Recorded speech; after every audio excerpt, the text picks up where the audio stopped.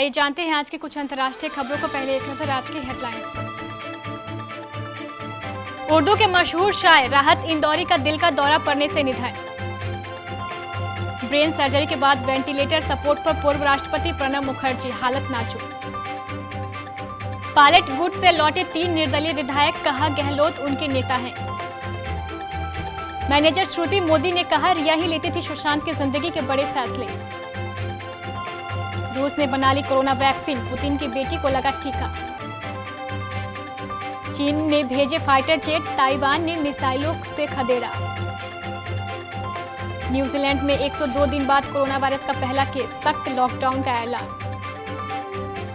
सोने में जबरदस्त गिरावट, चांदी में भी आई भारी मंदी। सपना चौधरी ने हरियाणवी सॉन्ग हवा कसूदी पर किया धमाकेदार डांस।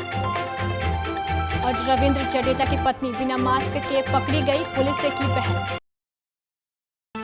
मशहूर शायर राहत इंदौरी का मंगलवार को दिल का दौरा पड़ने से निधन हो गया। वे 70 वर्ष के थे। कोरोना पॉजिटिव पाए जाने के बाद वे अस्पताल में भर्ती थे।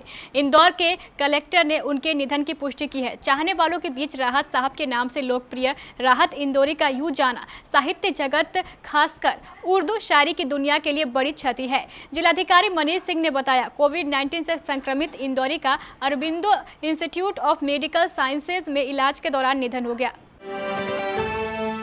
पूर्व राष्ट्रपति प्रणब मुखर्जी मस्तिष्क में जमे खून के थक्के को हटाने के लिए की गई सर्जरी के बाद से वह वेंटिलेटर सपोर्ट पर है। आर्मी रिसर्च एंड रेफरल अस्पताल ने बताया कि सर्जरी के बाद से उनकी हालत में कोई सुधार नहीं दिख रहा है और अभी उनकी हालत नाजुक बनी हुई है।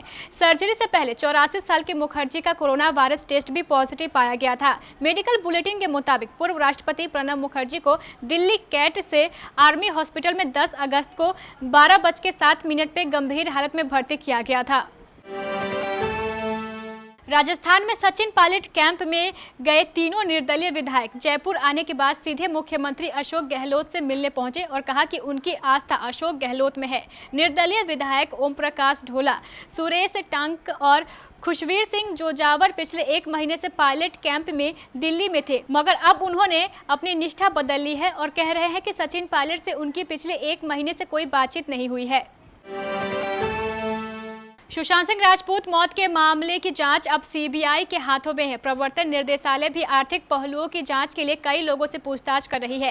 केस को लेकर रोजाना नए चौंकाने वाले खुलासे हो रहे हैं। ईडी ने मंगलवार को सुशांत सिंह की मैनेजर श्रुति मोदी और उनके रूममेट सिद्धार्थ पीठानी से पूछताछ की।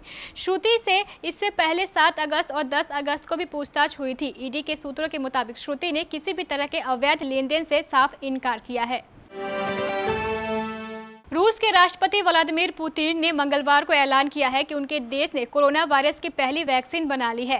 व्लादिमीर पुतिन ने दावा किया है कि ये दुनिया की पहली सफल कोरोना वायरस वैक्सीन है, जिसे रूस के स्वास्थ्य मंत्रालय से मंजूरी मिल गई है। इतना ही नहीं, व्लादिमीर पुतिन ने कहा है कि उनकी बेटी ने भी इस वैक्सीन को लिया है।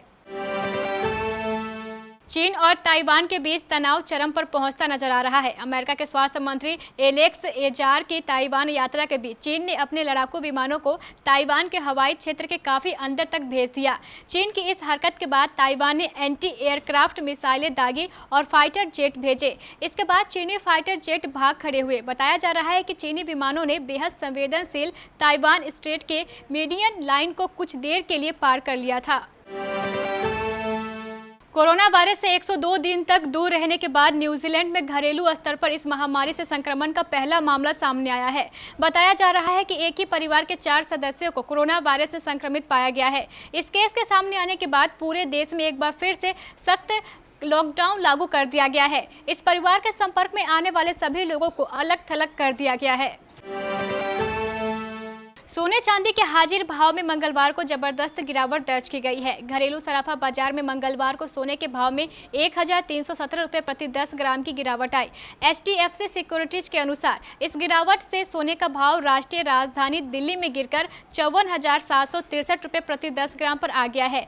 सिक्योरिटीज के अनुसार रुपये में मजबूती और अंतर्राष्ट्रीय बाजार में सोने की कीमतों में गिरावट के चलते घरेलू स्तर पर भी कीमतों में गिरावट दर्ज की गई है। गौरतलब है कि पिछले सत्र में सोमवार को सोना 56,080 रुपये प्रति 10 ग्राम पर बंद हुआ था। हरियाणवी सिंगर सपना चौधरी के हाल ही में 2 सॉन्ग तालिबान और जलेबी रिलीज हुई है। इन दोनों हरियाणवी सॉन्ग को दर्शकों का बेहद प्यार मिल रहा है। दोनों ही गानों में सपना चौधरी का अलग अंदाज देखने को मिल रहा है। सपना चौधरी के लेटेस्ट गाने रिलीज होने के बाद दर्शक बड़ी बेसब्री से इंतजार कर रहे हैं। रिलीज हुए सॉन्ग के साथ साथ सपना का एक डांस वीडियो यूट्यूब पर छाया हुआ है। सपना इस डांस वीडियो में हरियाणवी सॉन्ग हवा कसूती पर जबरदस्त डांस करती नजर आ रही है। इस गाने को ट्रशन हरियाणवी ऑफिशियल यूट्यूब चैनल पर अपलोड किया गया है।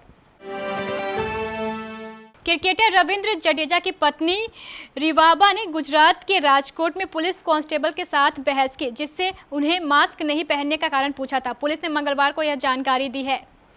सोमवार रात घटना के समय रविंद्र जडेजा कार चला रहे थे। वरिष्ठ पुलिस अधिकारी ने बताया कि जडेजा ने मास्क पहन रखा था, लेकिन रिवाबा ने नहीं। पुलिस उपायुक्त मनोहर सिंह जडेजा ने पीटीआई को बताया कि क्रिकेटर रविंद्र जडेजा की पत्नी ने हेड कांस्टेबल सोनल गोस्वामी के साथ तीखी बहस की, जिन्होंने रिवाबा को मास्क नहीं पहने हुए देखकर किसान पारा चौक पर गाड़ी रोकी थी।